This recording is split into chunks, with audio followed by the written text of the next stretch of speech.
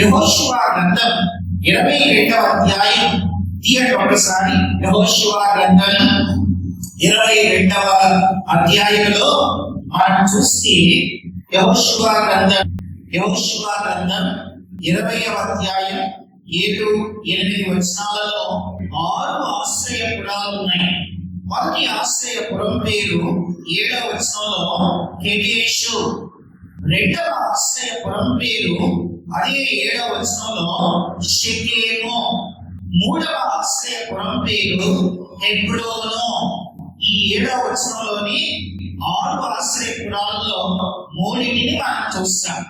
మొదటిది కెదేషు, రెండవది షెకెము, మూడవది హెబ్రోను. 4వ ఆశ్రయపురం పేరు 8వ వచనంలో బేసెరు అని ఉంది.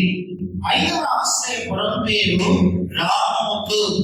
6వ ఆశ్రయపురం పేరు గోలాను అని 6 ఆశ్రయపురాలు యెహోషువ దినాల్లో ఉన్నాయి.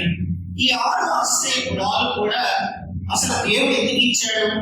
సంఖ్యాకాండం 35వ అధ్యాయంలో ఈ 6 ఆశ్రయపురాలు అసలు దేవుడు ఎందుకు ఇచ్చాడో మనం సంఖ్యాకాండంలో చూస్తాం.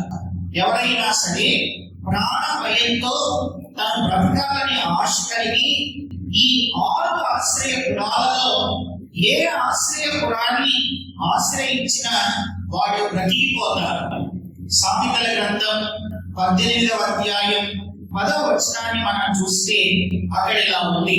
సామెతల గ్రంథం 18వ అధ్యాయం నేను 10వ వచనాన్ని చదువుతున్నాను. యెహోవా నామం బలమైన దుర్గము, నీతిమంతుడు అందులోనికి పరిగెత్తి సురక్షితముగా ఉంటాడు. కాబట్టి దావీదు అదుల్లాము గుహలోనికి వెళ్ళాడు. ఎక్కడున్నా సౌలుకి తెలిసిపోతా ఉంది కాబట్టి ఆ గుహలోనికి వెళ్ళాడు. ఆ గుహను ఆశ్రయించాడు. సురక్షితముగా ఆయన ఉండగలిగాడు. కనుక అదుల్లాము గుహ దావీదు ఆశ్రయించిన గుహ.